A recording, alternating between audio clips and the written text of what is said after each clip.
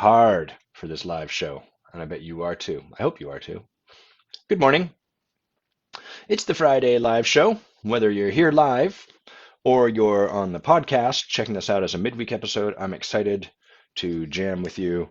Got a whole bunch of juicy ass topics that we're going to talk about today. They're all great. I've selected them myself with the help of a number of members of our audience, who I'm always incredibly grateful for. It looks to me like the live show is working. I'm going to mute over here. There we go. Excellent. Now I can see the comments live as they roll in. And I can see the viewers, and I can make it really meaningful if I have like 5 viewers versus 20 viewers. Really meaningful. Super meaningful. That's my ego's jam. Metrics are very meaningful. They mean that you have value at them or you suck as a human being. Kind of joking, kind of being honest. I'm getting over a cold. Bay and I were sitting in ceremony last week at Rhythmia in Costa Rica. We had a beautiful, profound time. The medicine we were provided by Mother Ayahuasca was at times challenging, at times really gentle. Always gentle, I find. I find she's always gentle, but our relationship to what she's showing us is often not so gentle, is often quite harsh. And so we can experience what she's providing us as though she's a real bitch or whatever. But in fact, that's not usually the case. Usually she's doing what she's doing from deep, deep love and kindness and compassion and gentleness. It's my experience. In any event, the last day of ceremony is in the Yahe tradition. It starts at 7:30 at night and it goes through till about 10 in the morning. It's a long night of ceremony. And, I often find myself sleeping for part of it. It's not, sometimes people hear that and they think, there's no way I could do that. There's no way I could stay awake. That's exhausting. That would destroy my body. It's not really how you end up experiencing it. Your body sleeps if it needs sleep. And for the most part, you find you don't actually need that much sleep. But what happened was we had that night, and then the next night, Friday is usually like, yeah, sleep night. And I was like, oh no, my throat's getting sore. So I caught a cold from someone.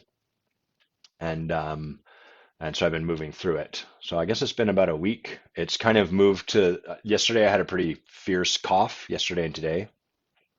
And today it's like all that phlegm from the cough has been kicked up and it's trying to get expelled. And so I have this desire to spit a lot, but I'm not going to do that on camera because that would be revolting. So you'll just have to hear this sort of somewhat deeper kind of mucusy version of my voice. We had a couple of viewers, they left immediately. I suspected because they didn't see the live pouring of the tea. So let's get to that. My mug kind of matches my shirt. That's pretty well coordinated. Pretty pleased with that.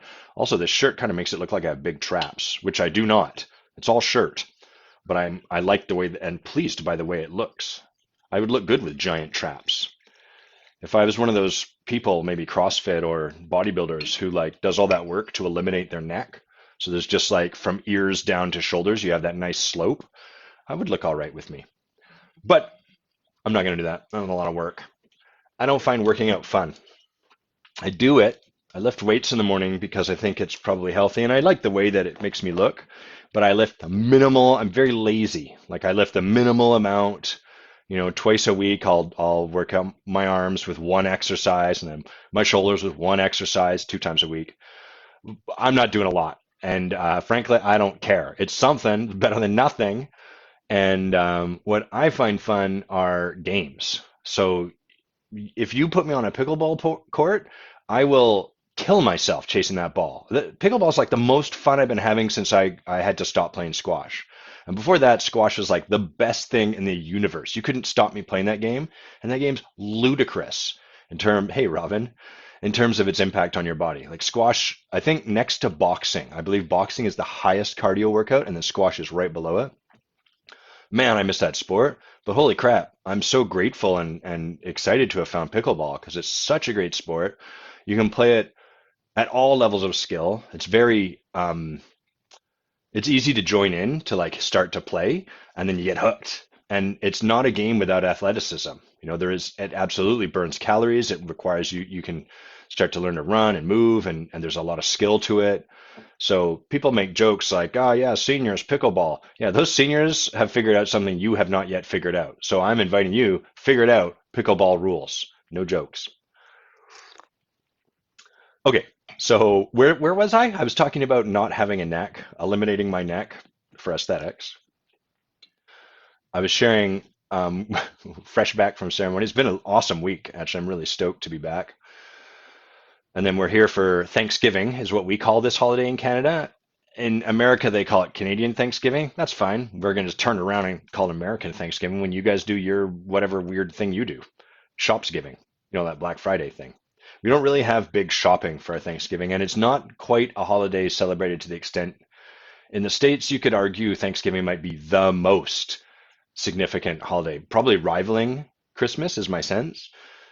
Up north, I would say Christmas is probably like our biggest holiday. We get together for family. It's winter. We get inside. Thanksgiving is cool though. I like getting together with my family and stuff. So we'll be going over to Vancouver this week to see my brother, my niece, my nephew, and of course to get it on the one wheel and travel through the streets of Vancouver. And if we're lucky, maybe find some pickleball courts too. I'm gonna bring all my gear. Um, what bullshit can I share before I get to the good stuff? That's the way this early part of the show goes. The first 10 minutes of me sharing some bullshit.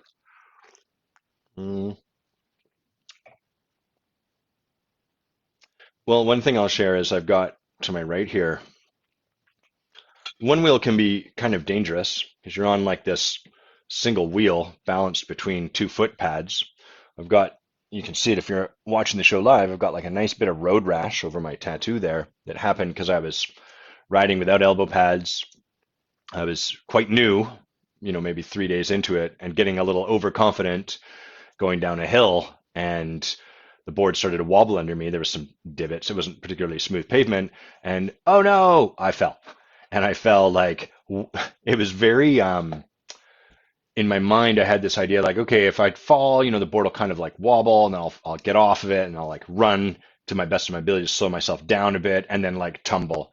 This was more like off, splat, straight down, right into the pavement. I was like, oh frig. I could tell as it was happening. I was like, this will be bad, and it was. So it tore the knee off of my pants, and um, I got a good bit of road rash on my knee, and a good scratch on my arm. And this scar, I don't know how long that'll be there for. Probably a year, maybe 3 years. I don't know. That's gonna be there for a while. So after that, I was like, fuck this. I'm gonna buy equipment, protective gear, and because of my nature, I don't want protective gear that looks dorky or ugly. I want like cool looking protective gear that I can put these sort of pads in. This is a motorcycle style riding pad for your, what is this for? This is for your shoulder, elbow, or knee. So you could have it up here, you could have it on your elbow, you could put it over your knee. This fits inside the clothing. The reason I'm sharing this with you is because it's not super easy. You can go to the sports store to find like gear that is protective, but you look a bit like, I would look like a middle-aged guy, which I am, who's like trying to recapture his youth and has like, is armored up. He's got all those hard pads on. I'm like, I don't want to do that. That feels a bit dorky. There's got to be a way to make this look good. And so I started searching, and I found the Germans. The Germans have created a lot of really good. Europe has great motorcycle gear, cool motorcycle gear. You can barely tell looks like motorcycle gear. So I've got like pants with knee pads put in that are Kevlar reinforced, and I've got hoodies that look normal, like normal hoodies, but maybe with a reflector on it, and they look quite stylish, I think, with like elbow and shoulder pads. And the really funny thing to me is, um, so I'll like ride around, and then I'll stop and have a coffee or whatever, and I'll chill. And I'm wearing this gear that's designed for a motorcycle. I could get on a motorcycle and ride. I'm never going to do that. Motorcycles occur to me far more dangerous. I'm traveling top speed, maybe 30K an hour, and usually I'm keeping around 20 and carving the pavement. And but I kind of, there's like this part of me that motorcyclists I'm sure would love to squash flat very quickly, but there's part of me that's like, I feel you, brother. Padded up, got the same gear. You and me cut from the same cloth. I'm badass like you. And of course they're like, fuck off, mall cop. They're probably like experiencing me like a mall cop the way a policeman does. But all the same, it's kind of fun to me. I'm walking around, I'm like, yeah, Kevlar, reinforced Kevlar. I could skid on this pavement if I needed to, if I tripped.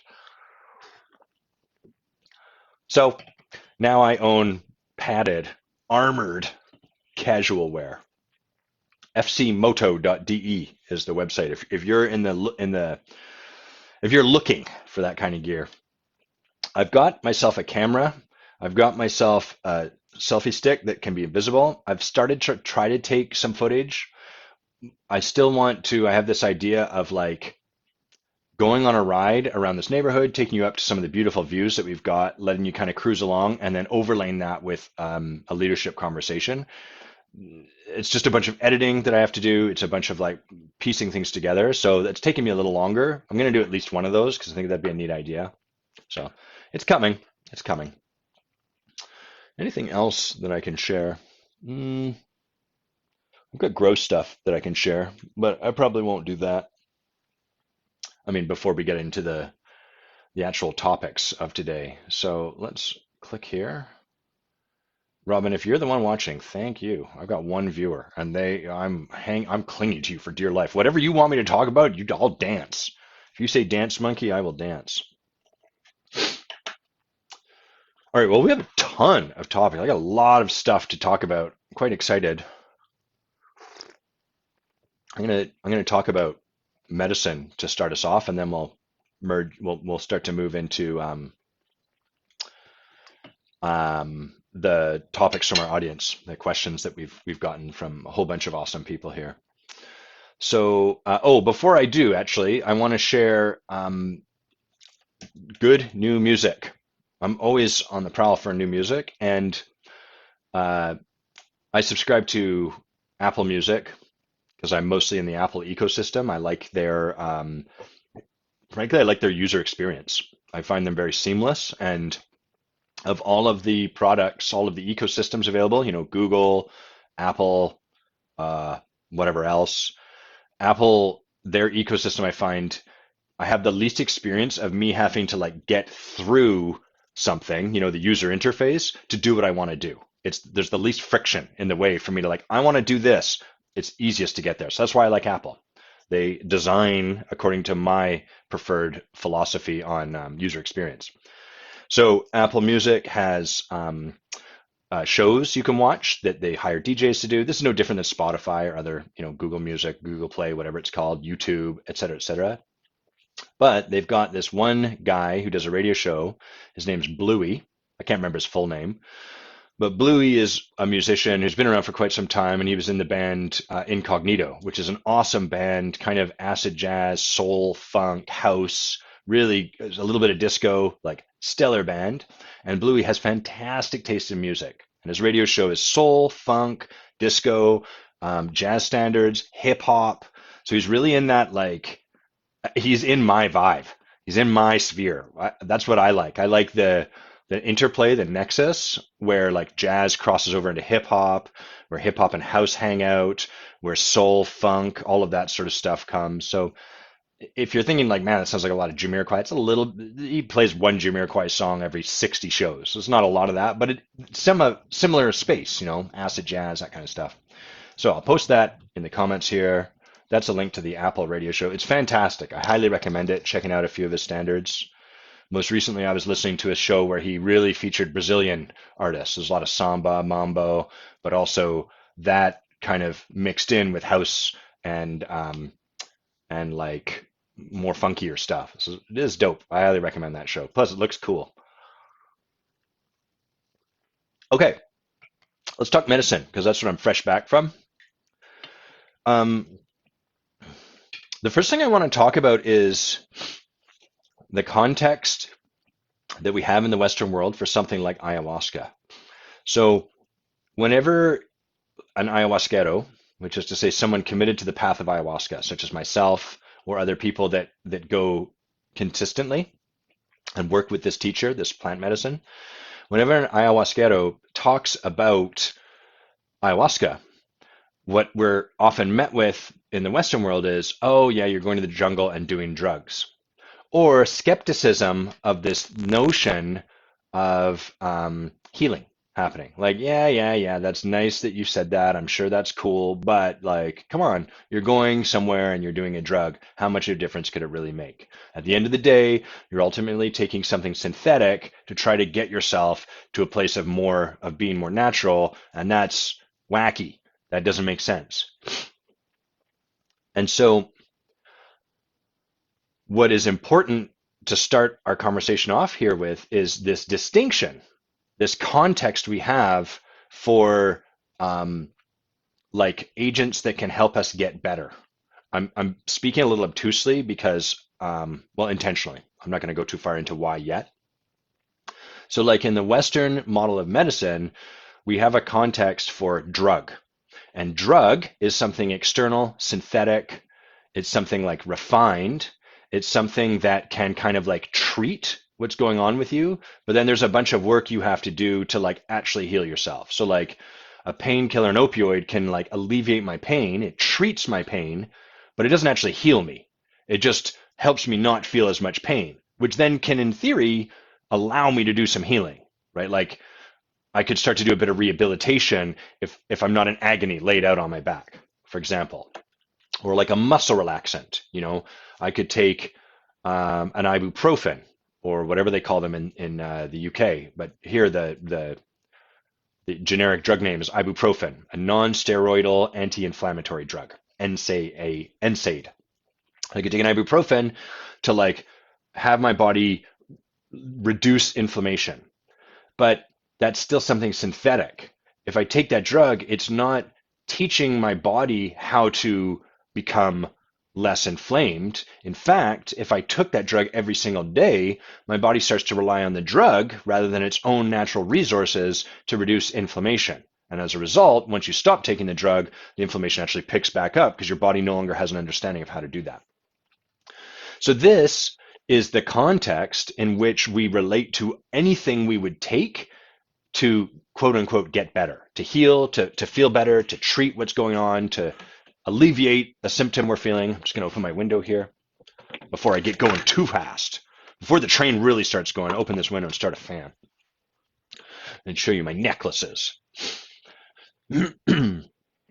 So this context we have for drugs is the only context we have in the Western world for taking something to kind of alleviate or feel better or get better or whatever. We don't really have any other context. We have contexts like tincture, aka bullshit, right? A tincture was typically like Dr.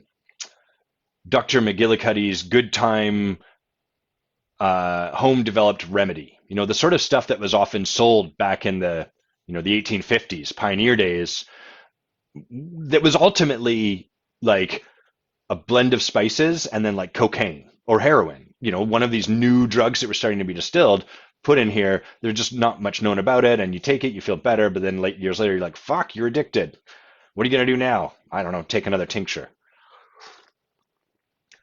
So that's the context we have. And that context, the possibility it allows for is taking some product, some medicine of some sort, and it alleviating how you feel for now, making you feel better in the short term, but you better not take too much of it, and ultimately it can only get you so far, and in the long term, it's not going to get you better. In fact, the longer you take it, the worse off you'll be because of all the things I've just said. So that's our context. Consequently, when an ayahuasquero, such as myself or any of the other ones you may know, starts talking about ayahuasca, that's what we put it into. We take this thing called ayahuasca and we plunk it into the context, the box that we have for understanding any agent we might take to heal ourselves, to get better. And notice that in this context of drug, there is no possibility for a drug actually supporting you to heal. There is the possibility of taking a drug to feel better so you can do your own healing work, like it alleviates my back pain so I can start doing physiotherapy. There's the possibility of taking a drug to stabilize my mood, for example, such that I can then go to therapy and kind of work through stuff a little bit better. But there's no actual context for taking a substance and having that substance actually support us to heal by virtue of itself. That context, that possibility is not available in our context. So it's really important when we start to talk about plant medicines like iboga, which I have no experience with, but that's one of them, ayahuasca, which I have a fair bit of experience with at this point, Psilocybin, I've got a fair bit of experience with that. MDMA, that's a synthetic substance, but all the same, kind of a different a medicine that exists outside of our construct. It's important to recognize that people are saying things like, oh, you're going to the jungle to do drugs, because that's the only context they have. They don't have any context to hold this in that would allow them to see what I or other people are doing as anything other than going to the jungle and getting high. By the way, getting high is a Western concept, as are hallucinations. In the lineage of the medicine, the Colombian traditions, the shamanic traditions, hallucinations are not a thing. There is convening with spirit. That's the context they have for the visions that you see, the pinta. In the West, we don't have that context. We have the context of you're hallucinating, you're tripping, your mind is just going crazy. That's what's happening. That's fine. There's nothing wrong with any particular context, but that context of hallucination doesn't allow for much either. It doesn't really allow us to start to ask questions like, what are these visions doing for me? Or what do they mean? Or anything like that. From the context of you're hallucinating, all there really is to do is like, I guess I sit back and enjoy the show. Hallucination's meaningless. It doesn't mean anything because it's a hallucination. Ergo, from this context, what do? Lay back. Consequently, not coincidentally, you have a lot of people show up initially when they start working with this sacred teacher, this plant medicine, ayahuasca, sorry, I keep mixing that up, waiting for the light show. They're like, I'm here for the light show. Show me the hallucination. I'm not getting visions. This sucks. It's not about the visions. It's one of the many ways the plant medicine can work with you. So I'm going to share something about how this medicine works, and it's valuable as I share this to consider that you also may have a limiting context for what I'm about to share. Your context may be it's a drug. And if that's your context, it's not wrong or bad, it's an opportunity. It's an opportunity to recognize that context, but it's still a context. And that context will limit your capacity to engage with this possibility of ayahuasca being something more than simply a drug. What ayahuasca is a medicine. We do not have really a context in the West for medicine. We have a context for drugs. We call some drugs medicine. We call cough medicine, but cough medicine is not true medicine. It is something we take which treats our cough. It quells the experience of our nervous system, not our nervous system, our immune system. It dims it a little bit so we can get through our day, so we can sleep. But it's actually not actually helping us heal.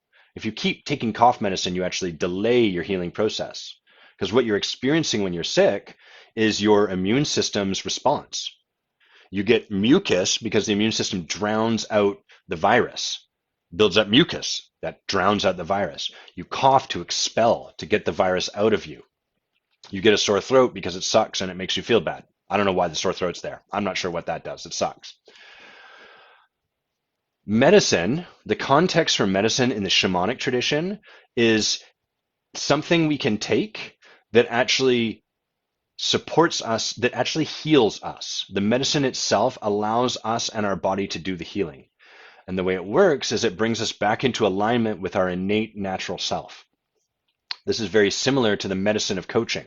I'm putting transformational coaching into the same context for medicine as I am plant medicine. Transformational coaching, by the way, not facilitative coaching, not goal-based coaching, not get $1 million in 10 days coaching, not that, not beach body coaching, not that, transformational coaching, ontological coaching.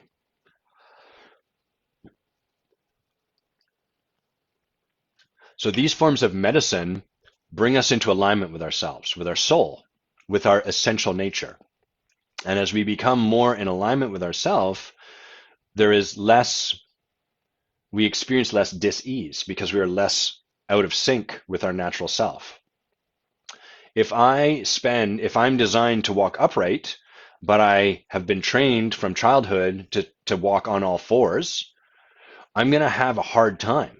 I'm going to start to feel awkward. I'm going to have this feeling of discomfort every time I go out because I'm getting stared at. And because everywhere I go, it's hard. I'm going to find riding a bike really difficult. I'm going to find it really awkward to be on a bus. I'm going to find it almost impossible to drive a car. All of these things are going to be really tough. And we could medicate all of those. I could be like, my spine is really sore. I need a drug. And you could prescribe me Robaxacet or some other kind of back relaxant. It's going to make me feel a little bit better, but it's not going to heal me. And it's not going to heal me because it's not going to bring me in alignment with who I truly am. It's just going to dim my experience of the discomfort, the dis-ease caused by my lack of alignment with myself.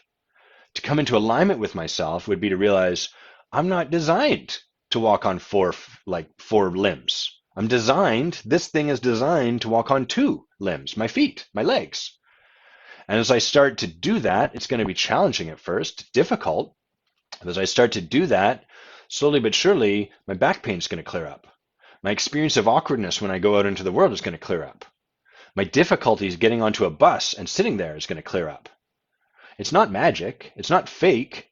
It's actually very much legitimate. It's that the medicine of ayahuasca, the medicine of the plant teachers, the medicine of transformational coaching supports us to come back into alignment with ourselves. And when we do that, a lot of what ails us starts to clear up. So that's the miracle of plant medicine, is that it's a medicine as opposed to a drug. And it is a medicine that allows us to come back into wholeness with ourselves. And when we do that, miracles start to occur. They are miracles. I don't want to take away from that, but they're at the same time, they're also very mundane. Like for someone who's spent their whole life being trained that they should walk on all fours, the idea that they could go into public without having anyone look at them, that would be a miracle. But when we step back and look at it, all they're really doing is becoming in alignment with their natural state. And then, of course, once you get into alignment with your natural state, a lot of the problems that were showing up from your lack of alignment, they just they just go away. Of course they would.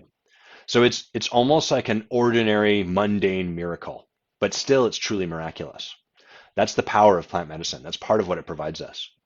So when you hear people like myself referring to these as a medicine or correcting you when you say it's just a drug or making a point of really using that term, it's because we're creating a new context. The context of drug, it just doesn't fit what is happening when you go and sit in sacred ceremony. Good morning, Andrew. Andrew's asking if my necklaces get heavy. They don't. They help me work out my neck. This is what I do instead of whatever people do to develop that non-neck. I just wear a bunch of necklaces. And then Andrew asks, I'd be curious to hear more about the what for. What for do plant medicine? What is it that you ultimately receive through the medicine that couldn't be created through your own body, your own inner creation? I guess the need for something outside of yourself as opposed to going inwards. Well, Andrew, I would put that back to you and say, why work with a coach? What is it that you ultimately receive through coaching that couldn't be created through your own body, your own inner creation? And the answer to those questions for me are, it's very easy to see the current that other people are swimming in. When we look out, when we're in the ocean or in the river, we can see the current they're carried away in. But it's almost impossible to see the current we're caught in because everything we see is relative to our own position. And so I work with a coach, not because there's somewhere I'm supposed to get to, but because my coach supports me to notice where I'm out of alignment. And you are not able to tell where you're out of alignment. All we're really able to tell is the symptoms of it. We can feel my back hurts.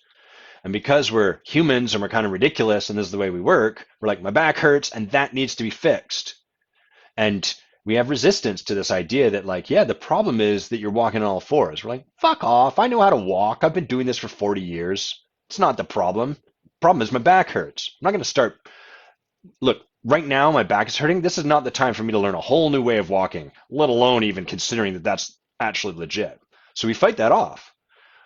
We could, in theory, just affect that change ourselves in the sense there's nothing physically stopping us, but energetically and ontologically and in terms of the way it is to be an observer, to not be able to see your own subjective self, these things are kind of hidden from us. It's almost impossible to see your own stuff.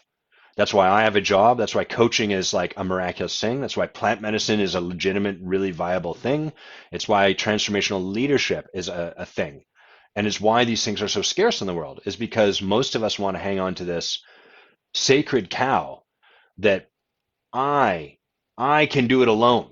I don't need support because support's weak or stupid or lame or expensive or I shouldn't need it or it means something or whatever. So that's what's in it for me. What's in it for me is to continue to come further and further into alignment with who I am.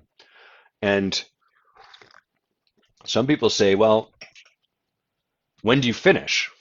Like, doesn't this just seem like something you could do for the rest of your life? Yeah. When my context for humans, this doesn't have to be your context, but my context is given by this pi symbol on my arm right here, my bicep, the bicep. Can you see it? There's the bicep. Pi is an irrational number, much like humans are irrational, but never mind that. Pi is an irrational number, meaning you can derive digits in pi for the rest of the life of the universe. And as far as we know, there will continue to be more digits that come up. It never resolves to like a finish like there. Pi is 237,000 digits and that's it, no more. There's always another digit. So pi as a number is infinite in its expression. We could always come up with a new number at the end as we continue to calculate it and learn like, oh, there's the next number, and then the next number, and then the next number, and then the next number. That's what an irrational number means. So pi is infinite in its scope to be expressed. But because we need something to work with, we capture it in this symbol. We capture it in the shorthand 3.14. That's pi, 3.14. We've caught it. It's not accurate. There's much more to pi. You could always come up with a new digit. To me, that's my context for humans.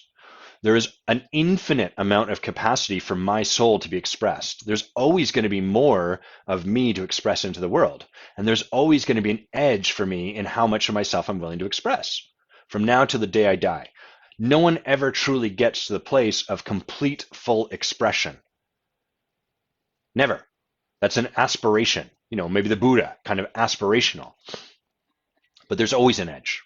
Now, this is my context. It doesn't have to be yours.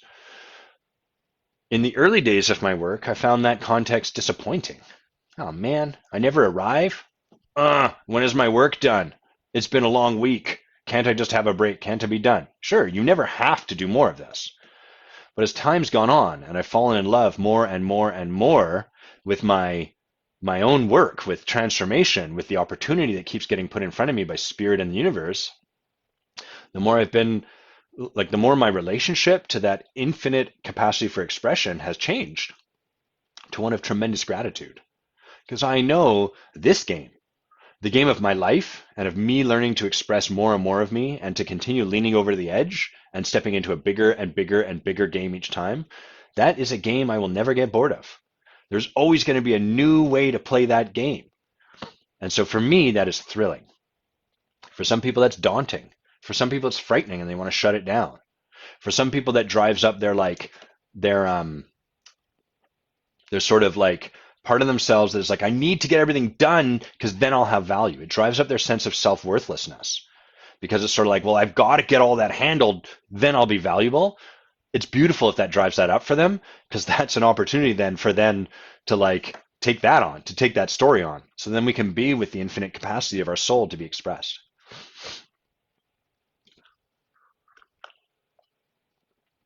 Andrew is sharing, it's interesting to feel the resistance I have to the unknown of plant medicine.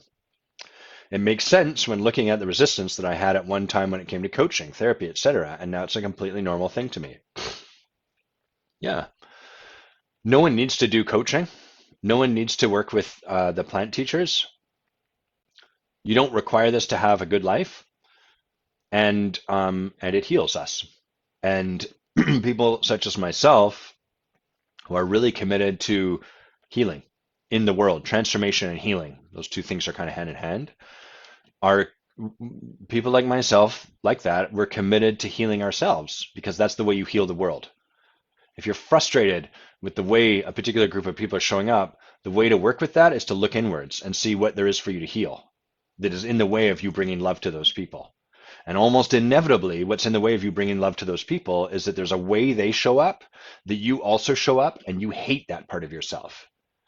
And as we do our own healing work, Plant medicine and a good coach will always bring you back to this. We start to bring love to that part of ourselves, and then we can bring love to that part of those people. And as we can love them exactly as they are, that then creates a clearing and or a space in which they can start to learn to love that part of themselves.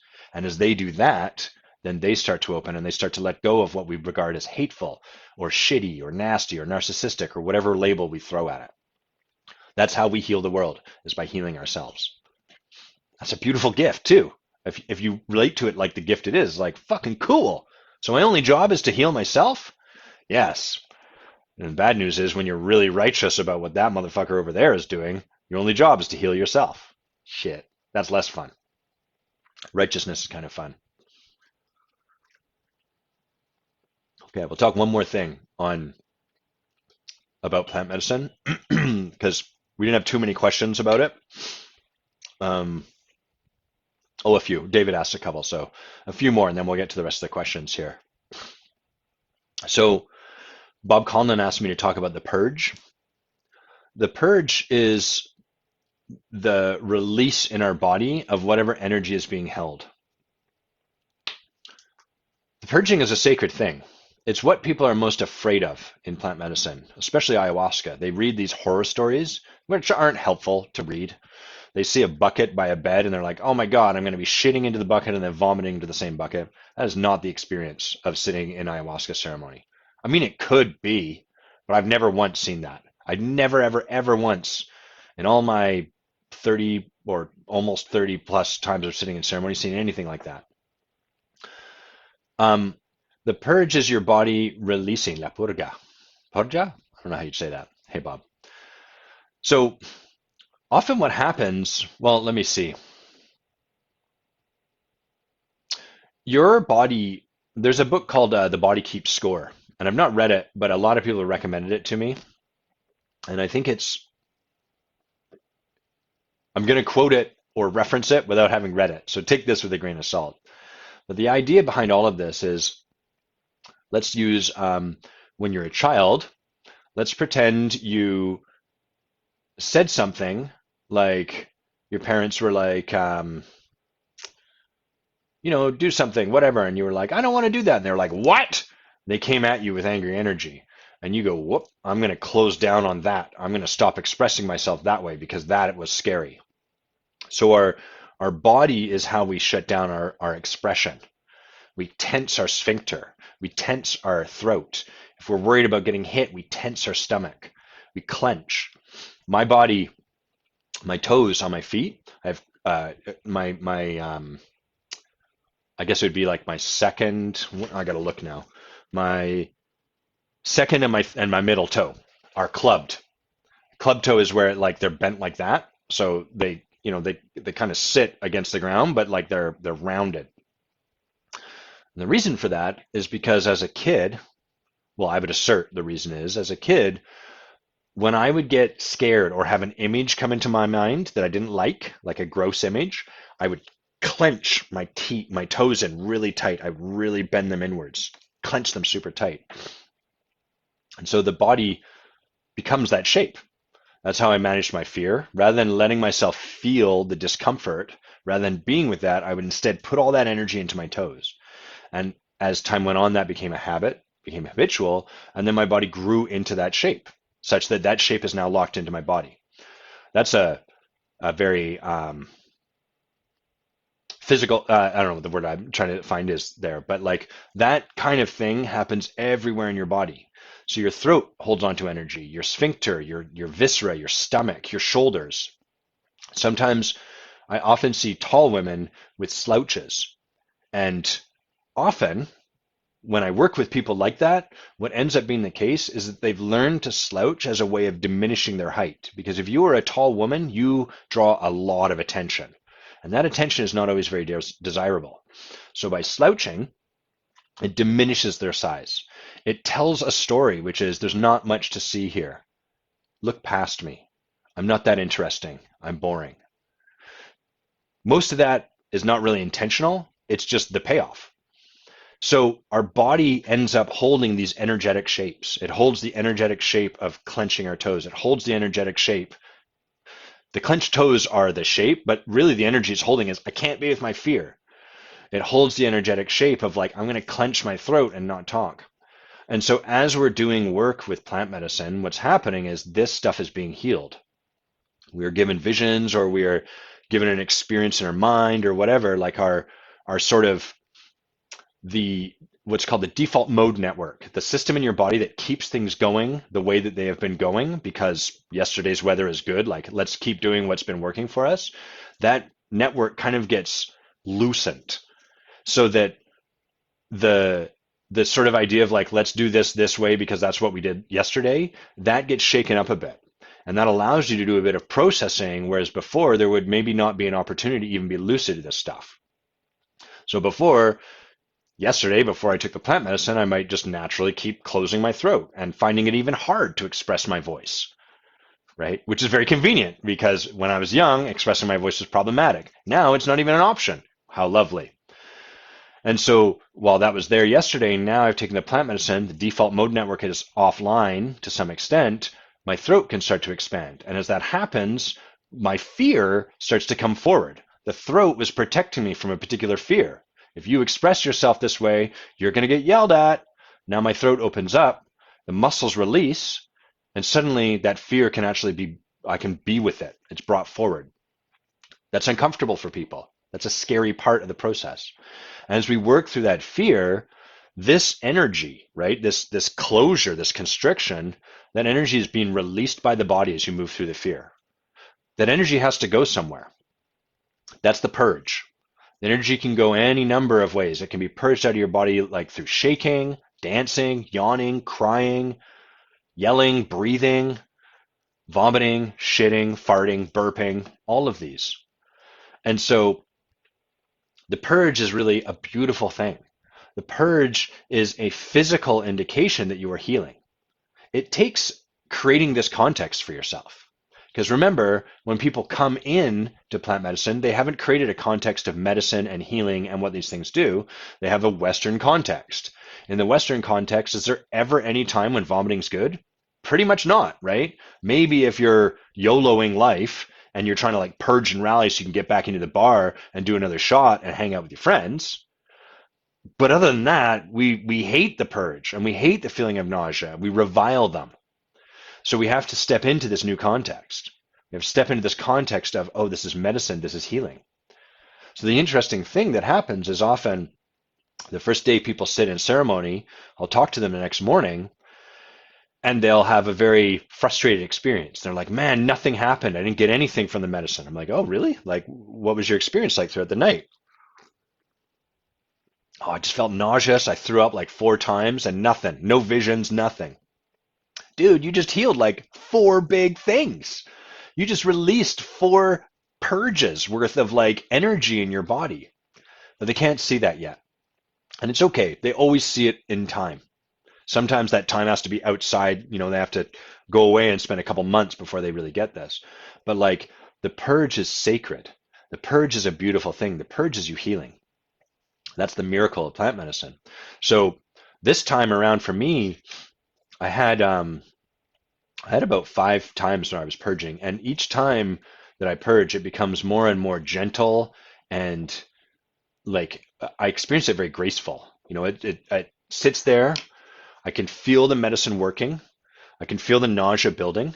And as the nausea is building, the context we have for that is that the medicine is gathering the energy that is there to be released. So I just sit there, let myself be with that feeling. I don't try to force it out to make the nausea go away. I just sit with the nausea. I be with it. And as that happens, eventually it's like, it's time to purge. Down I go, face into the bucket. I don't try to force it. I don't try to push it out. I don't try to resist it. I just let it naturally come out of my body. And then I say thank you. And on the other side of that, you feel incredible. So much lighter, so much cleaner, so much freer. Again, absent the context for medicine, absent the context for the purge being an aspect of your healing, all of this sounds loopy. From a Western medicine context, this sounds nuts. From a context of medicine and healing and spiritual medicine and that kind of thing, this all makes a great deal of sense. That's the difference, is the context. So that's la purja. All right. I'm going to talk about one more thing. I want to move off of medicine fairly quick now, but David asked me, David asks two things. What's the deepest insight I've had about existence through ayahuasca, and how has that changed me? And what's been the hardest thing you found to integrate in your day to day? So, the deepest insight I've had about existence, uh, and how has that changed me? It's tough because it's sort of embedded in that is like a ranking, I guess, of like the insights I've had. What's the deepest one? I'm not really sure. Um, but what I'll share, um, like one of the big insights I had most recently was noticing we all have like a tempo, a rate at which we can open and close. Like there's just an innate, this is the level at which I'm currently able to open. This is the level at which I'm closing myself and protecting myself. And what I've come to discover is first through myself and then more generally speaking, but like many of us, especially in the West, have zero patience for our tempo. So for me, one of the things my parents were really like incredible at doing was speaking to my potential. They really saw my capacity growing up, what I could be, what I was capable of. And they'd point to it a lot. The inadvertent, like the accident that happened from that, not their fault, nothing they could have done differently, nothing they should have done differently. It went perfect. But what I created from that was every time my potential got pointed to, that was a measure of where I wasn't yet at. Like, here's how I'm falling short. And I started to develop this fear, I'm not going to get there, which is literally true. If you're always hearing about your potential, you will literally never get there because your potential is off in the future. It's not about where you are now, it's about where you could be. And so I started to develop this fear, this internal fear, I'm not going to get there, I'm not going to get there. And what that did was it created in me an impatience with my own tempo. Like there's this natural unfolding for me, this natural speed at which I'm learning, this natural speed at which I can take something on, or maybe I need a bit of a break before I go further. I'm just going to cough, so let me mute for a sec. Well muted, Adam. Excellent timing. I learned out of that fear that I'm not going to get there to become incredibly, like to develop this survival mechanism, egoic kind of strategy structure from my fear that I won't get there of great impatience with my own tempo. And so I I would be like, come on, hurry up. Meanwhile, my body would be like, dude, we need a break. And I'd be like, no, I'd be a tyrant with myself. No, fucking get back out there. Go 3 more rounds before you stop. Or in the realm of, say, like sexual yoga, where Bay and I are working with our intimacy, and there's like a degree to which I'm frightened. I'm not yet ready to open to the level of intimacy that's between us. That part of me would be like, come on, man, quit being a fucking wimp. Like, just lean in. Sex and intimacy and deep spiritual fuck are not created from there. It's like screaming at a flower to open. That's not how a flower works. And this impatience with myself has led to all kinds of things. It's led to me hurting my back playing squash, right? Trying to push myself past the point where my body's like, dude, we're tapping out, man.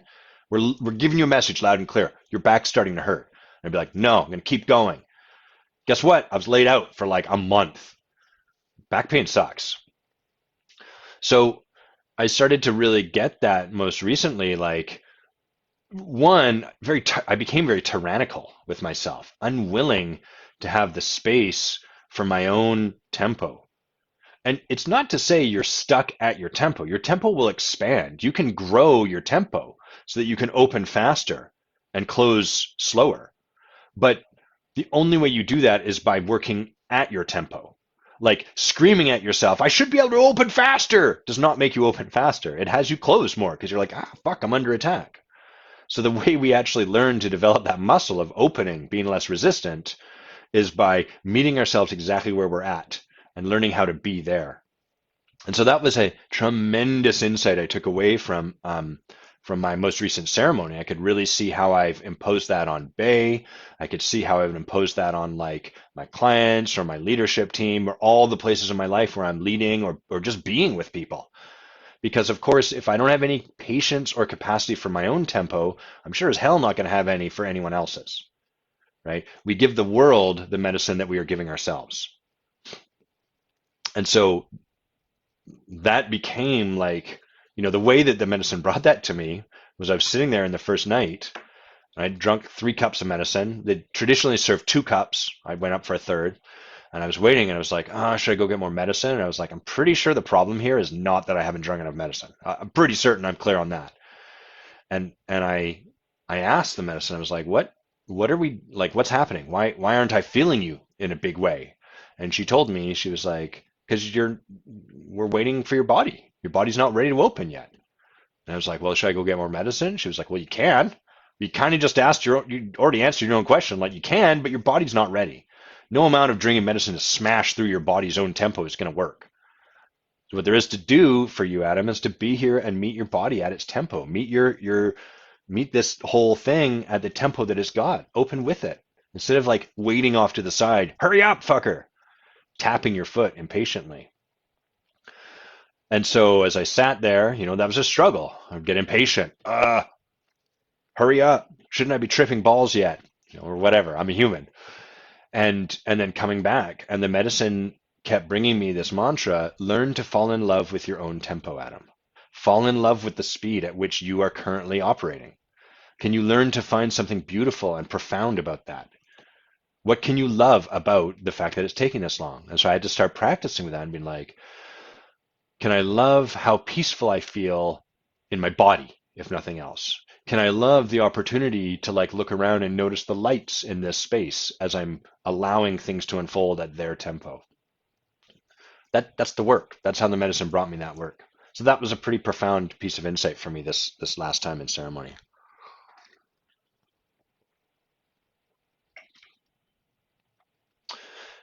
Hey, Heather, nice to have you with us. Heather Wagner. She's saying, oh, it's so good, that idea of screaming at a flower to open. Yeah, it's from my teacher, Justin. Justin Patrick Pierce used that with me because in sacred yoga, that was kind of my energy towards Bay. Hurry up and open so we can do the practice. No, that's not your practice, Adam. And Heather's sharing it lives inside. I'm not sure the it you're referring to lives inside our capacity and nervous system's ability to feel safe to open. Yeah, our tempo does, I think. It takes time and practice to cultivate that ability to stay present, and we need to go back in to metabolize before we can go back out to be with. Yeah. So much of this work, again, hopefully you can see in what that medicine brought me. How do I help someone move faster? That might be a question someone like me could bring forward into the world, to a coach or to plant medicine. And what the plant medicine invited me to do is to fall in love with my own tempo. It's not saying, here's how you strategically make someone move faster. Stop doing that. Fall in love with your own tempo. Learn how to be okay not needing to go faster at them. And in doing so, you will notice that you will start to pick up speed. And as you can be okay with yourself going at exactly the speed you're currently going at, you will learn to be okay with other people going at exactly the speed they're going at. And as you are able, as a leader and coach, to sit with people and love them and not require them to go anywhere at any other rate than exactly where they are, that will create the space where they learn. They can then learn to love their own tempo. And then from that, they will start to go faster. So it's quite ironic, right? What our Western approach to this sort of stuff, our productivity focused, fixated kind of must do most, must live life to the max, that part of ourselves really would have us figure out the tips, read like, I don't know, Joe Reggie's book on the top 10 ways, hey Karen, the top 10 ways to be efficient and something and help other people be efficient the same and get them to do a calendar and a schedule and milestones. No, it's the opposite of that. It's learning to be okay with the pace you're at is what allows you to then start to speed up. Because it lets you learn at your tempo, your pace. Pretty big stuff for me. Okay. Well, we're going to conclude, I think, talking about a plant medicine there, unless people have specific questions. And Rocky Lee, good to see you, my brother. Rocky saying, so loving this shit. Loving this insight, but loving the way I'm articulating it as well. Thank you, Rocky. I love you. All right. Well, we got some juicy questions. Let's go to Simon's question first. Simon wrote, he said, I'm always late. And I said, no, you're not. You're early. If you didn't ask a question on time for this show, then you're actually early for the next show. So what's your question? And so he was the first to respond because he responded last week. So we'll come to his question first, which is, Simon asks, what's the purpose of acknowledging someone in coaching? I remember on a call with you once, Adam, you asked if you could acknowledge me. And from memory, it was a very encouraging description of some good qualities that you see in me. I was too dopey at the time to know how to respond or process it. So purely out of curiosity, what is the purpose of acknowledgement? What's its purpose and why is it important in coaching? So let's start by defining acknowledgement, and then we'll come to what its purpose is. To acknowledge someone is to witness the light that they are, to witness their essence, to see the innate goodness that they are as a human, and then to speak it into the space. I acknowledge your generosity. I acknowledge you for your nobility. I acknowledge your integrity. I acknowledge you for the connection you are. I acknowledge the generosity you bring into the space. Whatever it is that I feel from that person. It's not me looking at a list of qualities over here and picking a few of them and then just throwing them at you. It's me getting present, setting aside whatever filter I may or may not have in the space, and looking past your own filter to protect you from the world, and speaking into the space for you the goodness I see. That is acknowledgement. That is distinct from a compliment. It is distinct from an appreciation. It is distinct from praise. It is distinct from flattery. Acknowledgement a reptile can do, because the job is simply to see what is there and speak it into the space.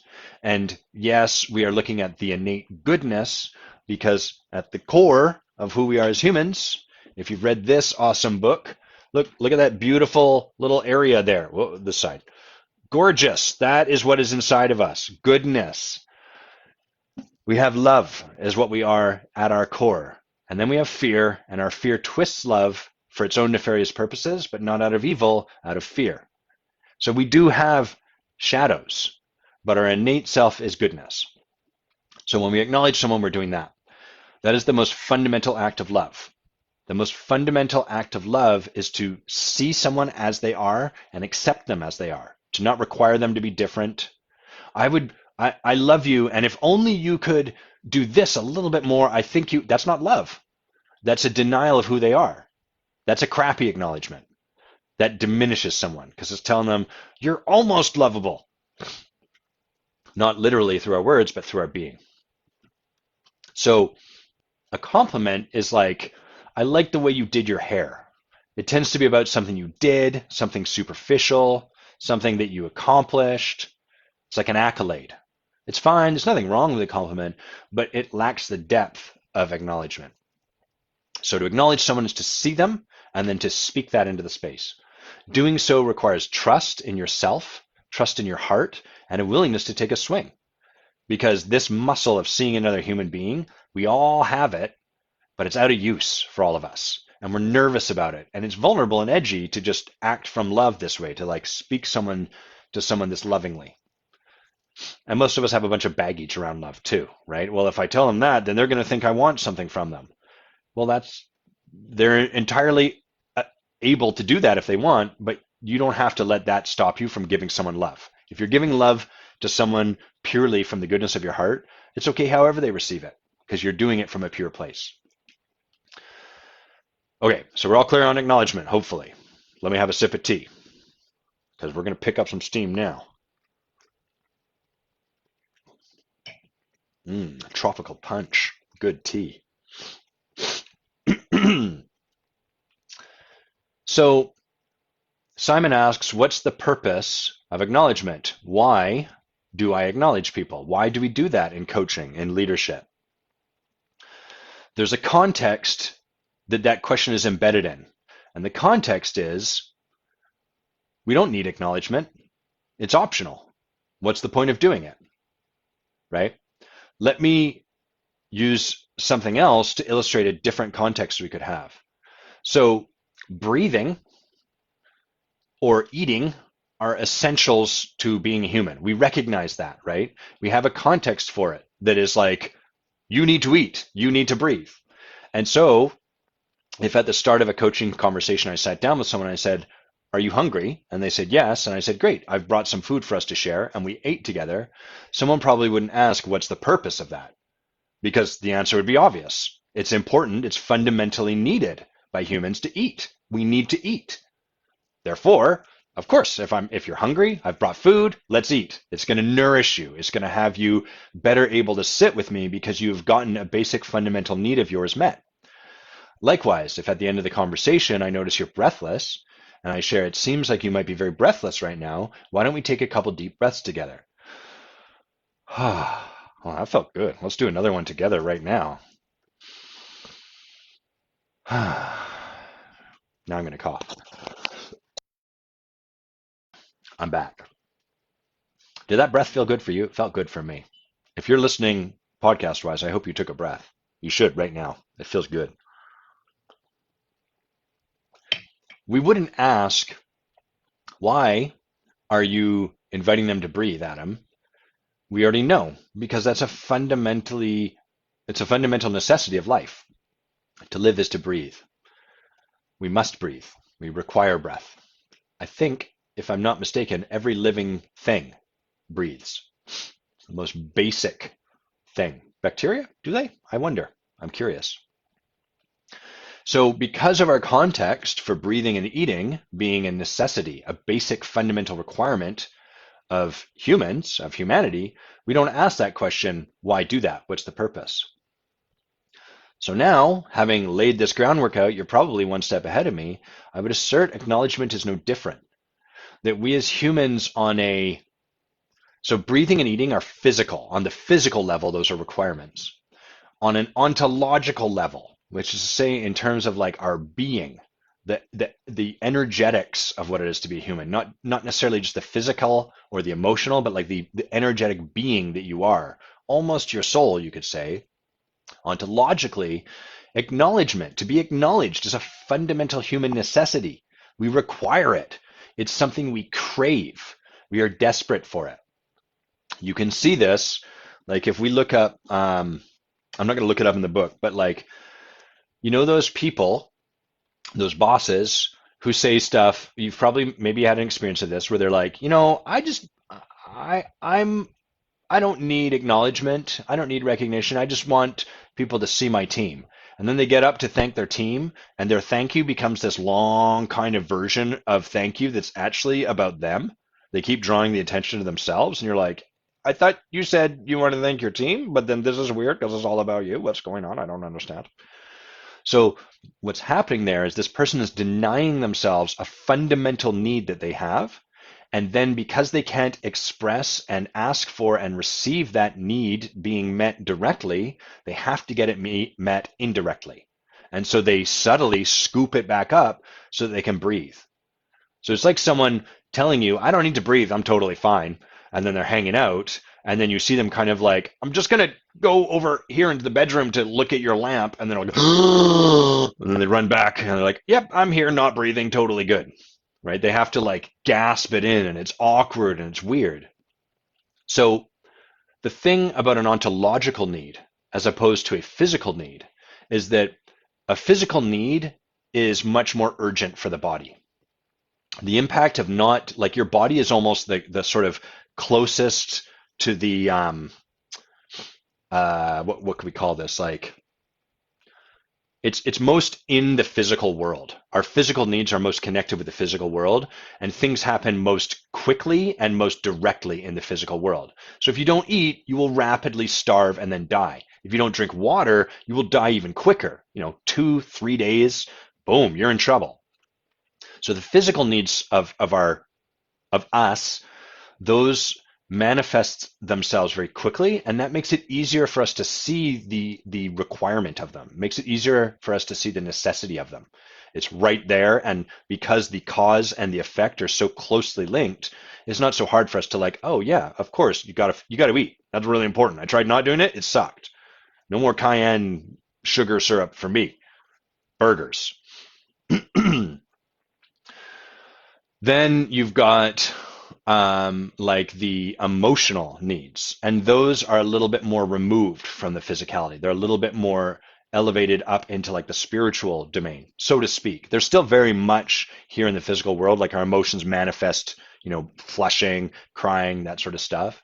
And then as we start to get higher into like ontological needs, spiritual needs, I've not yet distinguished for myself if ontological needs are the same as spiritual, or perhaps I'm not totally clear. I'm still working with this, working with the medicine to distinguish this too. She and I are doing some research. But as we get higher up into the realm of like the ontological needs, the impact of denying them to ourselves manifest more like more, I guess, vaguely, less immediately. It's less clear. They have a broader reach, but they're not as immediately evident, and consequently, it's harder to trace back the pain you feel today in your back to the ontological lack of something. But nevertheless, it still happens.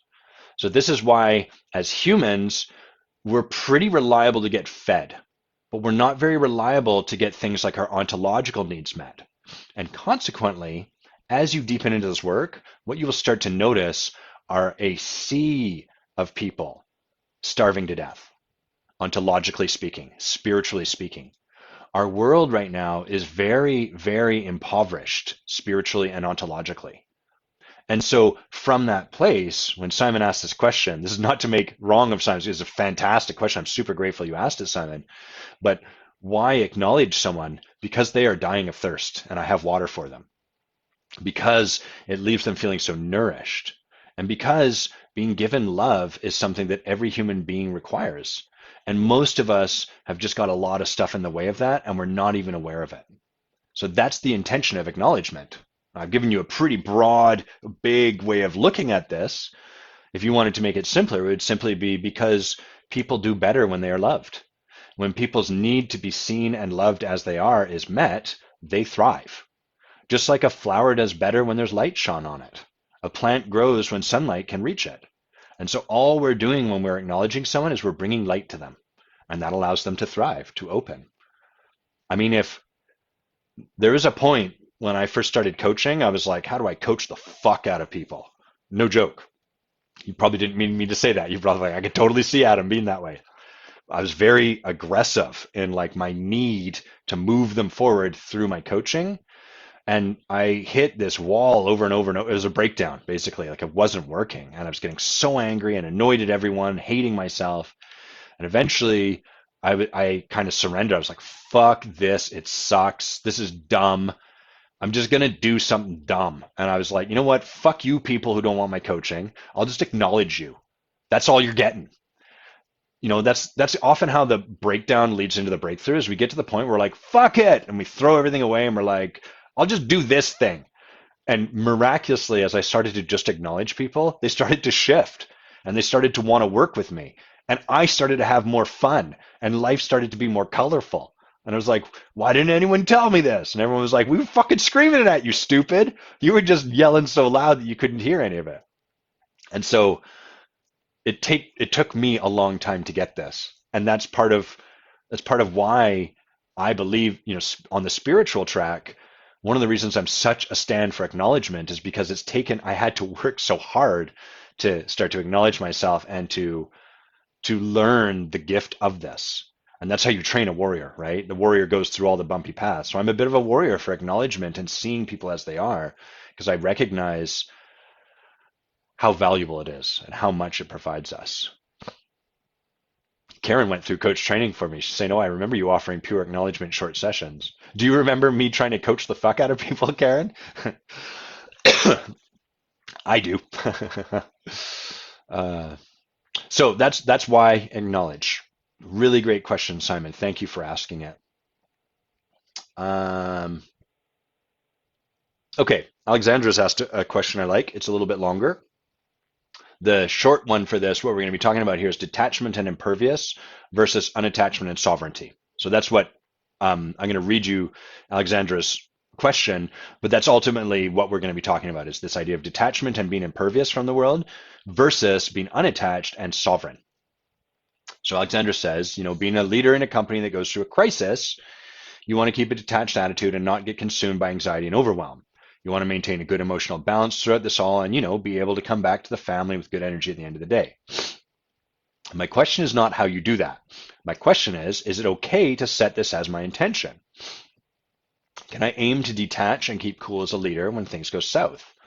Many times it feels as if you don't share in the pain and the anxiety, therefore you don't care as much as the others do. Or is it natural for you to feel good while the company and the people around you go through hard times? So really understandable kind of place. A lot of snuffling around here. I apologize. Thanks for being with the nasal cold.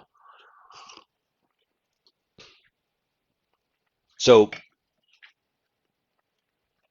the heart of Alexander's question is kind of like some of us experience this where our partner is really struggling, they're suffering, and we're like, okay. And the partner is like, well, I need you to feel upset about as upset about this as I am. And then we're kind of like, well, but I'm not. So what? And so the crux a little bit of what Alexandra is asking is this place I think a lot of us feel where the truly people that would define as empaths get swept away in what's going on in the company, right? There's hard times in the company. And they're like, oh my God, this is horrible. What are we going to do? They feel everyone's pain, everyone's fear, everyone's sorrow, everyone's grief, and are just like swept away in it. And then the other people, the other side of that pendulum, we could call them like expaths, maybe, might be a name for them, are the people who have learned to lean out to the other side. I'm going to protect my internal state by not feeling any empathy. That's where I used to start. So who I am is someone who's naturally really empathetic, but I learned to go the other direction. Keep you out, then I can maintain here. So it's kind of like Alexander's asking, like, which of those sides is okay? Is it okay to go here? Is it okay to go there? Both of these places that we've drawn out, we're called an empath and the expath. Neither of those is the breakthrough available. What most people settle for in the world is like one of these two places. So they either are like, I'm not going to turn off caring. I'm not going to stop caring.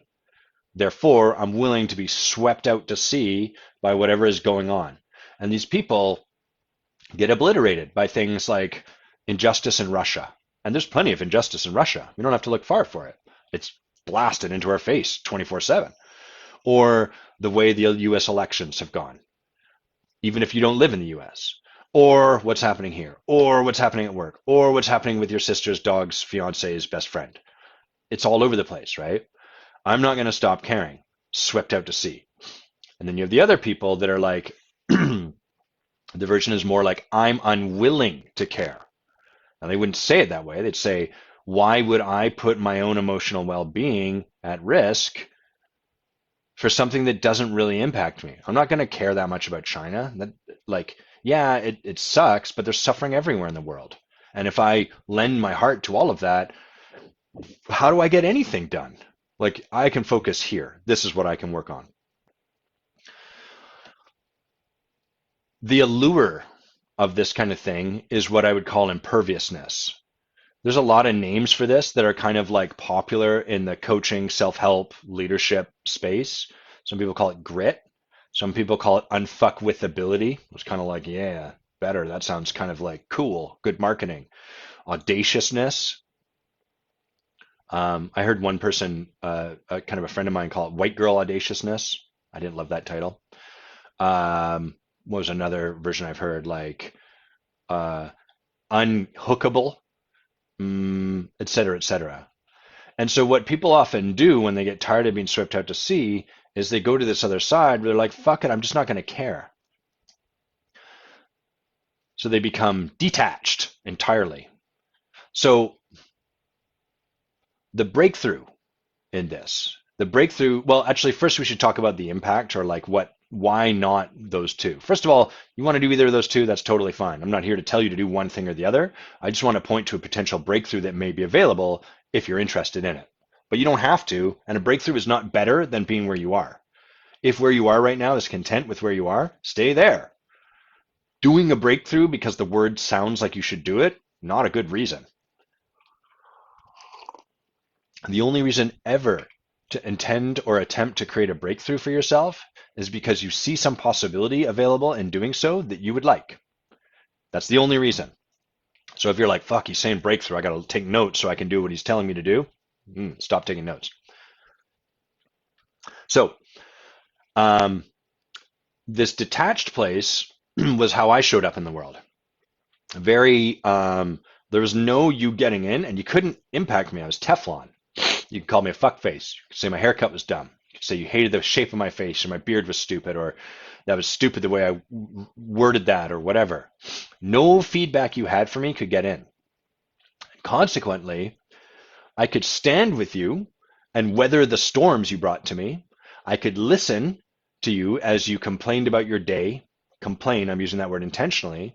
As you complained about your day or your partner or your dog or whatever was ailing you, I could stand there with you throughout all of it. But I wasn't really with you. It was about as useful as standing in front of a brick wall and sharing all that stuff. The brick wall's going to stand there with you. It's not going to do anything. It's not going to react in any way. It's not going to move. It's not going to say anything. And that was effectively what you got from me. It was actually a little worse than a brick wall, though, because with me, there's the promise that you're going to get some human empathy because I'm a human. So you see this guy and you're like, oh, cool. If I share with this person, maybe maybe I'll feel held. Maybe I'll feel seen. Maybe I'll feel acknowledged. Maybe I'll feel validated. None of that was available. I was brick wall, impervious. So like one option in Alexandra's question is to be the leader, the CEO, the whatever, where we're impervious. Fuck it. I'm not going to feel any of this. And that's totally acceptable.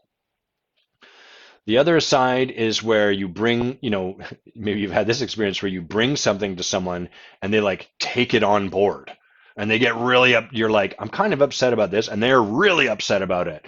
And that's not that helpful either, because now you're kind of like managing their process. They're overly empathetic. They have taken all of your experience and are like, this sucks. And you're like, it leaves you feeling a little bit like, also not validated, kind of taken from in a way. So that's what empaths and expaths can leave people feeling. Feeling on both sides of the equation, the person's not fully left feeling totally validated and gotten as they are. They're either having something taken away from them or they're not feeling like they got received in any way, shape, or form. So the breakthrough in this is often one of sovereignty. To be sovereign is to be open and able to allow the world to impact you. That means if someone comes to me and they tell me about an injustice that's happened to them, I can actually let that land in my heart. And I can feel what it might feel like to some extent. I can empathize what it would feel like for them in this moment. And only in allowing them to come and land in my heart that way can I give them the experience of feeling gotten. And only in allowing myself to be impacted that way can I truly understand what's going on in the world beyond the level of the intellect. Those expaths I talked about, they can get really, really good at figuring out how people feel and understanding the way the world's operating intellectually, and that will never cross the threshold into the realm of the heart. The only way to cross the threshold into the realm of the heart is through letting it land in your heart. And as long as you're impervious, that is not an option. And people can tell. We can tell. So to be sovereign is to allow us to feel that and to acknowledge like the degree to which we let that in. So as we become sovereign, as we practice like distinguishing, oh, I'm letting myself be swept out to sea, or, oh, I'm really shutting down and not letting in anything, we can start to work with that. Be like, I think I actually want to like I want to work with this to allow a little bit more in here rather than just being impervious. Let that land in our heart. And that allows us to walk through the world and be a part of the world while not being swept out to sea by the world. That's a much bigger conversation, but for now it can be really helpful to start to just be in the act of distinguishing between like, am I being detached and impervious? Or am I practicing being sovereign? That's a beautiful place to come from. When you meet people that are really sovereign, it's a really beautiful thing because um, they're generous with their time. They're generous with equanimity is a great word for it, Karen. Karen says it sounds like equanimity. Yeah, absolutely. Um, to be equanimous, we still have to allow it to land, right? We need to be open. So when you meet someone who's really sovereign, like truly sovereign, not just saying the word, we can feel really held by them, but we also don't feel like we have to manage them. And I'm not sure about it's really kind of trendy for people to take ownership of being empaths right now. And what that's done is it's had a little of the shadow of being an empath not totally addressed.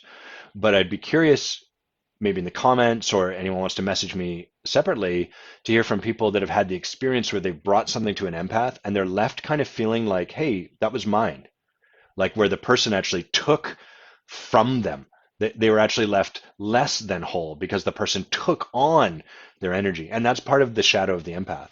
Whereas someone who's truly sovereign can feel what's going on for you, but actually allows you to keep it there. And what that does is it gives this person over here the experience that they can share fully. And it's not going to, like, you're not, I don't have to manage you. I can share everything that's going on for me, and I can trust that you will do whatever you need to do to like self-regulate. And that's incredibly freeing. When we're around someone like that, it's like, oh my God, I feel like I can just like, oh, let it out. And by the end of a conversation with someone like that, you're left feeling just like whole and complete. It's good stuff. Okay, great question, Alexandra. What are we at? 11:04. We're going to go through one, maybe two more questions. Simon's got a second question. So Simon's second question is, it's about a dialogue with people and not taking things personally. Simon says, for example, I teach kids, and when a kid has a disrespectful demeanor, often there's backstory. You know, the parents are dead, or they're from a hostile home and environment, or whatever. The point is that the backstory can completely alleviate the pressure I feel in taking their behavior personally. Because Simon knows about their backstory, it alleviates this like, oh, they're doing this to me. However, with adults in my daily life, going out, getting a coffee, driving, whatever, strangers, colleagues, customers, I usually won't be able to find out their backstory, and I can often take things personally. So in the absence of this opportunity to understand someone, how can we not judge, and how can we find the positive intention behind the pattern, the way they're showing up? That's a good question. There's a Elzbieta. How do I say your last name? I want to know what that L with a crossbar, how do you pronounce that? Is it like a zh, maybe? I would like you to type that out phonetically for me because I would like to learn how to say that Slavic uh, character. Anyhow, Elzbieta. I like that name. That's a cool name. I like when you see, like, I am imagining Elzbieta is the like derivation one way or the other of Elizabeth. That's my hunch. And I like when you see, like in Spanish, there's Miguel, and here we have Michael.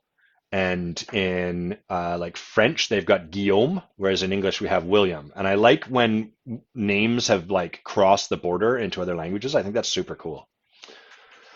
Anyhow, that's not Simon's question.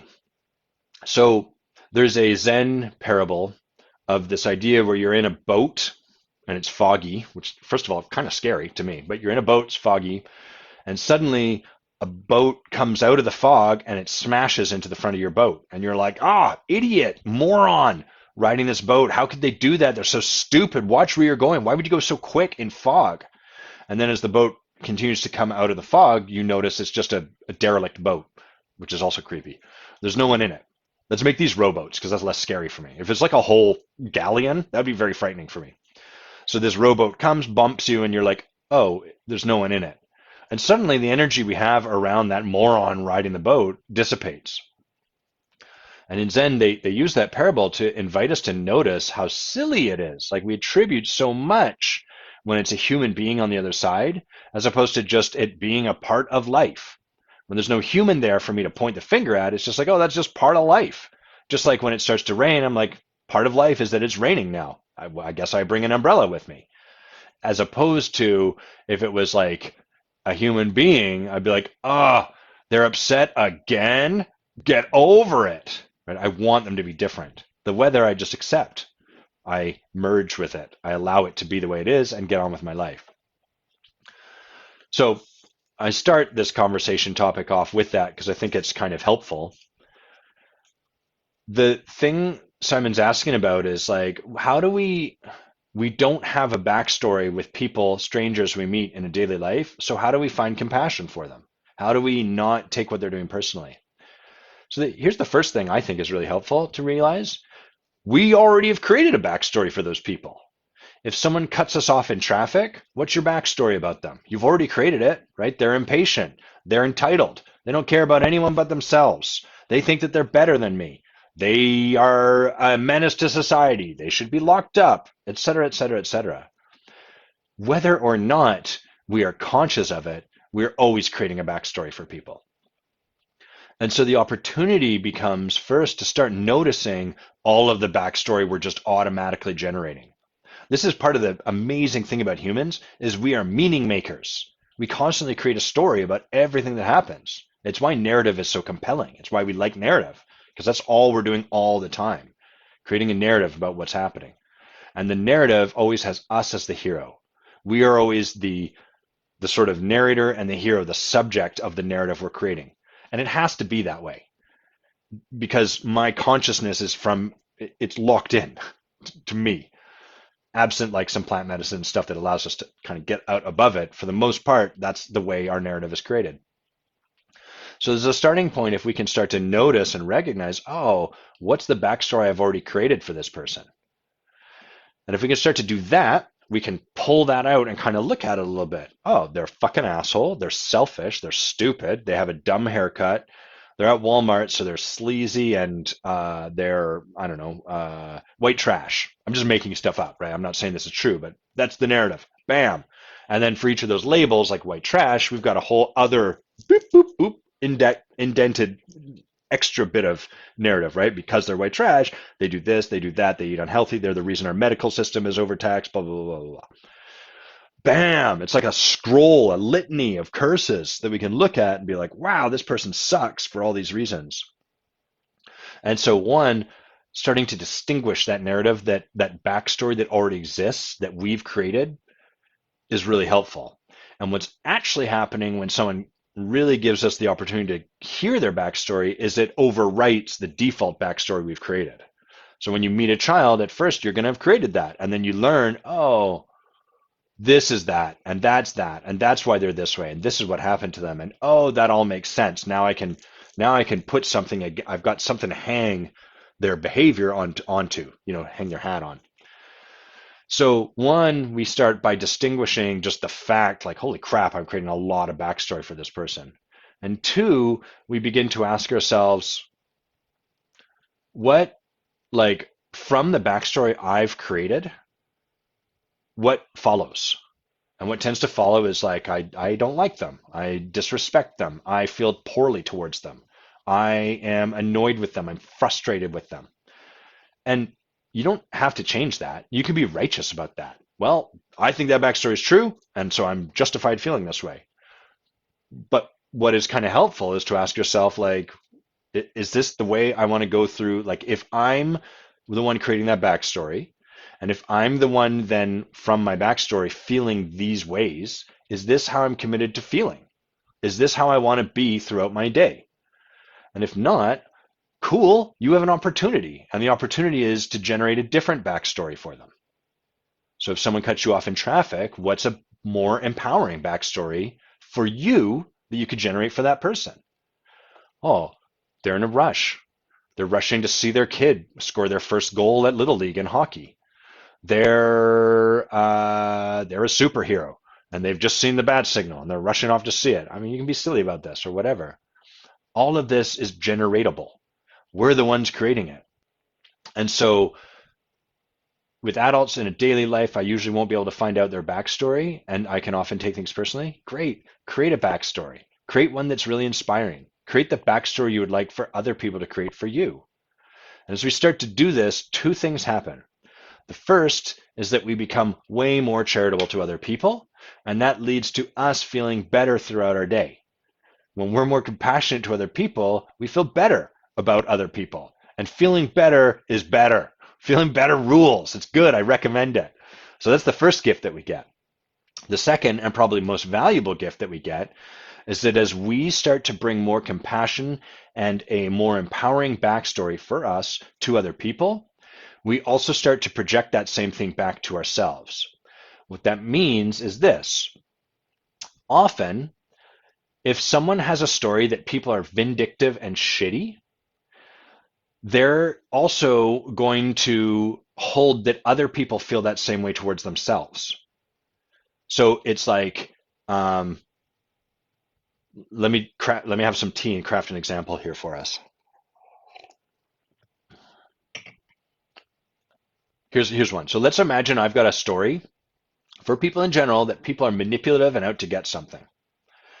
So I project that onto other people and I receive all their actions through that lens. And it's not going to leave me feeling too good, right? I'm going to be on guard. I've always got one eyebrow up, skepticizing. I'm critically thinking about everything they're doing. How can I trust this? I'm not trusting, blah, blah, blah. I'm also going to conduct my actions as though they are relating to me the same way. I project my backstory of other people into other people's minds at me. So what that means is if I was like, wow, I really want to acknowledge someone and tell them I love them, I'm stuck a bit because I'm going to be like, but they're going to think I'm being manipulative. And now I got to do something like, fuck, okay, how do I acknowledge someone and give them the gift of love, but do so in a way that overcomes their insistence that I'm being manipulative? I can't see this as all my creation. I'm projecting my story of the world into their brain and then back at me.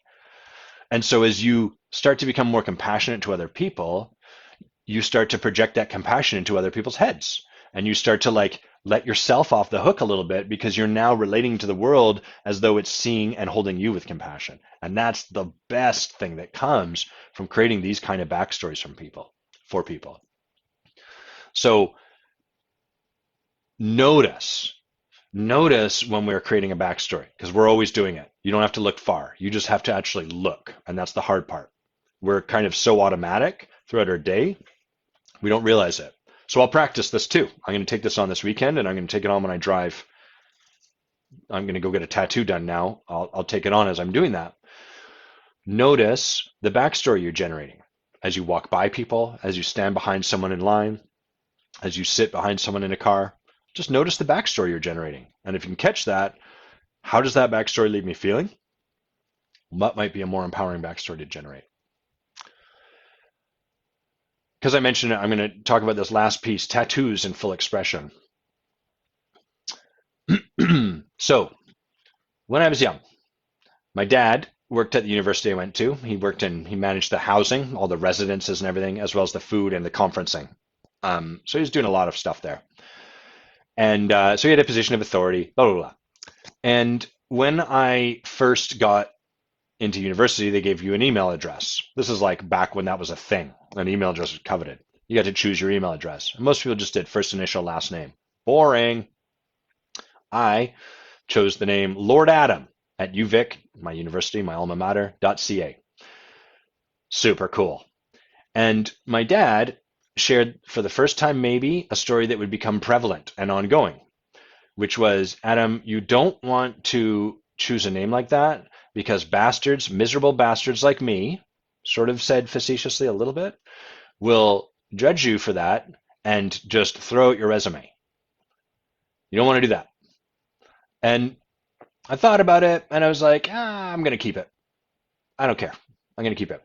I'm so glad I did. But as I started to get tattoos and stuff like that, it became like, more of a concern. And then as I started to become a success in my own right, like, living my life, thriving as me, the conversation was less brought forward, but it's still there. That feeling like you don't want to do that stuff because there's miserable bastards like me that will filter you out. These days, the way I hold this is, first of all, those miserable bastards that my dad are referring to, I would assert are people that somewhere along the way created that same story for themselves that he's created, which is to say, shut down my creative self-expression so that I'm accepted by the world in order to get what I want to get, because what I want will not be available unless I play that game. So I've got to play the game that the people before me are playing, which is the game of shutting down creative self-expression so that I fit within the nice box and then miserable bastards will hire me. As you do that more and more, you become less capable of expressing your own creative expression, your expression of self, and you start to resent other people who are expressing themselves creatively more and more. I want to be really clear that I'm not talking about people just like showing up to an interview naked, right? There's a degree of professionalism involved in all of this, but I'm talking about first, for now, I'm talking about this side of the pendulum swing. Shutting down creative expression. I've got the suit, the tie, there's nothing to see here. I'm very prim and proper and I fit every little thing. There's nothing at all about me that stands out, and therefore I'm professional. As I started to get into this work, I started to realize I am not interested in working with people that want to continue to go on living their lives that way. I'm not interested in being that person either. I'm interested in working with the people that want to merge, that want to expand and live into the possibility that you can be creatively self-expressed and impeccably professional, and that there's a way for those two things to be blended, as opposed to them being an either or. You can be creatively self-expressed and have a tattoo on, a tattoo on your hand, or you can be impeccably professional. There, hold the hand down. No tattoos, totally clean, nothing to see here. My hair's a little bit messy, I should fix that. Then I'm professional. And I realized if I'm to work with those people, I have to first model that. I can't hold myself back and be like all clean cut and everything and say I work with people that want to merge these things, but I will present an image of pure professionality without any creative expression prior to getting involved with them. Then I'll start to show my own self, because that's not the game I want to play with them. The game I want to play with them is an invitation for them that it's possible to have it all. And so in order to do that, I got to lean into it. I got to be willing to get that kind of tattoo and show up professionally. And I have to be willing to stand with them and stay the course with them when they have their initial reaction, because the world will always have an initial reaction when you show up fully expressed. The world, the way to not have any reaction from the world is to just not bring any of yourself. If you show up bland, nothing to see here, the world will look right past you and have no reaction to you. But if you show up at all expressed as yourself, the world will have two reactions at large. One will be that it will love you to the degree that you are self-expressed, and the other is that it will hate you to the degree that you are self-expressed. And the more that you are self-expressed, the more of both of those you will get. The reason being that love and hate are actually just a continuum of the same thing. They are energy being generated between you and the rest of the world. And so the more you show up, the more initially you will get those two reactions. Now, I would assert if you continue to show up as love in the face of either of those two things, it will slowly alchemize people from their hate to their love. That's what a masterful leader does, is that they are able to alchemize, to transmute the energy that people are showing up with. But in order to do that, we have to recognize that the energy of hate and love are the same spectrum. They're along the same continuum. Apathy is what we don't want. So, anyhow, I think that's everything for today. Let's take one final simultaneous sip together. Here's the cup. Here's the mouth. Get ready. It's going to happen. A bit of a quiet live today, but that's okay. I don't mind. I'm off to, oh no, I'll be doing a live next week. And then I think I'm going to have a guest in a couple weeks, my friend Faison, who is trained the same way I am, but a doctor. So that's going to be really cool. We're going to talk about some of the things we notice. I'll probably bring this conversation of like the physical realm and then the ontological realm. The other thing I'll share is I am going to start teaching at Rhythmia, and that first time I'll do that will be the first week of the first week of March, and I will also be there the last week of February. So if you are interested in coming and sitting in ceremony with me, or hearing more about this, or exploring the possibility of the miracle of plant medicine, reach out to me. I'd love to have a conversation with you about it. I'd love to support you in that conversation. And if it feels right for you, I'd love to support you in getting into relationship with ayahuasca. It is an incredible thing, and it makes a tremendous difference in the world. All right. Have a great weekend. Love y'all. Peace.